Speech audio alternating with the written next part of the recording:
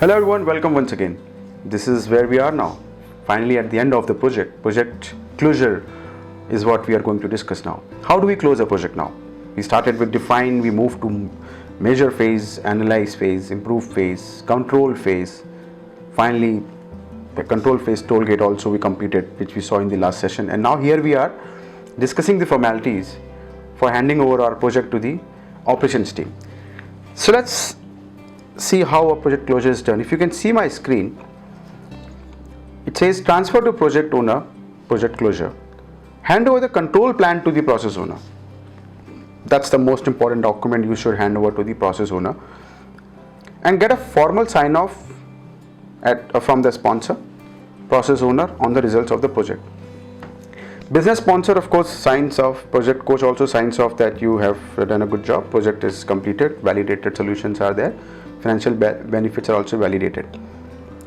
But the process owner to who you are giving the project should also agree that this is a new solution, this is the new process that we have developed for you. He should also sign off that document received, sign off is done.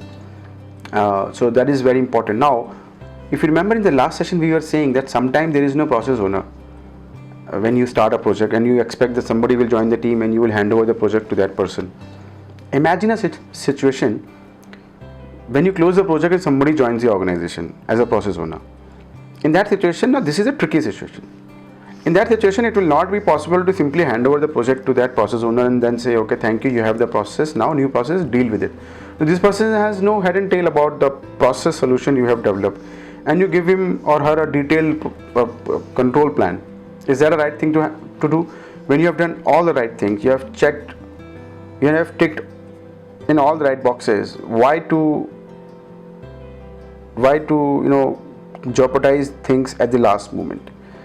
So unless and until this new person gets onboarded completely, I think it's a responsibility of the project leader. Your responsibility is to stay with the team and to train them, help them, let the new process owner be onboarded well before we can hand over the process formally to that process owner and then say goodbye.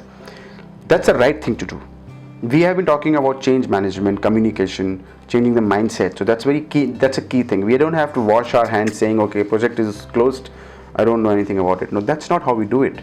It's not a good practice. It's not a best practice. So we need to be very careful before we hand over our projects to the process owner, especially if they are new.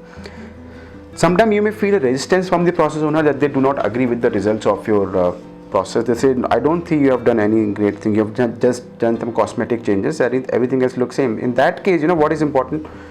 This process owner also becomes a key stakeholder who should be engaged since the beginning of the project, because at the end of the project you will hand over a project to this guy only. So it's very important that this guy needs to be kept informed, updated and engaged since the beginning. He or she is a part of all the meetings, all the sessions, all the workshop, wherever you think this guy can help. And this guy can definitely help because he or she will be the SME. So if this guy is kept updated at all the stages, this guy will not become a problem at the end when you are handing the process to this guy as a process owner. And finally, we identify the best practices and replication opportunities and advise the process owner on the same. This is what we just did.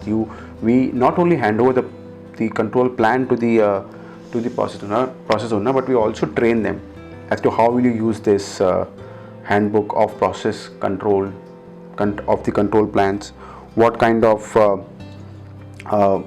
opportunity you can find it, and also some of the best solutions that we have developed. How can you utilize some of them? How can you use some of those best practices in other areas of your own process? You try to suggest them and recommend them. And you can ask the process owner, do you think there are other opportunities within the same process where we can use the same Lean Six Sigma training and we can convert it into a project? So that's how we try to collaborate with process owners in order to identify the other areas. We also tell the process owner, now we have improved it from X to Y. When I started, process performance was at X level. Now it is at the Y level. Now how can you make it to Z level, the next level? So you also, suggest the process owner on how to further improve it.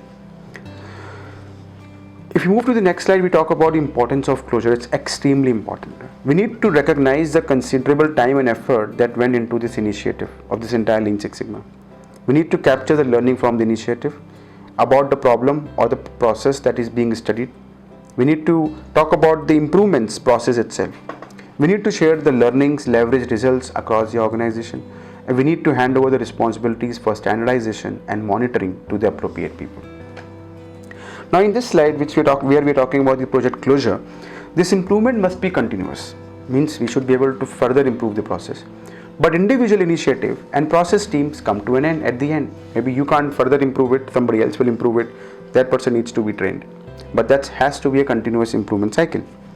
We need to learn when it is time to say goodbye. That means you can't stay with the process forever. Sometime you have to leave it and move to another project. Some people get attached to a process. They think it's their own process. No, but you are not the process owner.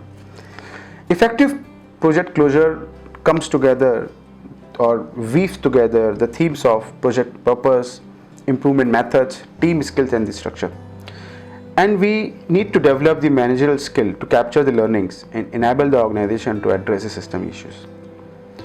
Documentation and recognition are two critical aspects of project team closure. Finally, we are celebrating. But when I talked about the recognition, a lot of people would have contributed to this project. You as a project leader, there will be an SME, there will be a project coach, there will be a project sponsor, and maybe that you would have taken help or collaborated with a lot of other people also. Everyone who would have contributed on this project to make it a successful project, they all need to be recognized. What kind of recognition? That's up to the organization and its policies. But some level of recognition is very important. Now, why it is important? Not because it's just recognition. It is important because a lot of time people do not work on Six Sigma projects or any process improvement project because they are busy in their own work. And they believe that first we have to work on our usual operation work. Apart from that, we have to work on projects also. Nobody gives a damn about it, what you are doing, what you are working. At the end of the day, it's your job to work on it. If people start thinking that way, it will really be difficult to engage people in process improvement initiative. So it needs to come as a reward. Organization need to reward everyone who is a party in the process improvement journey in the organization. At any level, people need to be rewarded. So that basically it works as an encouragement for people to come forward, give ideas. I have seen it a lot in my previous organizations or organizations where I have worked, and I have done it multiple times. Whenever I used to put up boxes or asking ideas from people, initially hardly anyone used to come. Unless I have to market it, I have to start recognizing those who are giving ideas for process improvement. Because people think nobody would hear your idea, nobody will care about it. Even if they care about it, and they will ask you to work on it over and above your actual work hours, and then at the end of the day you get nothing.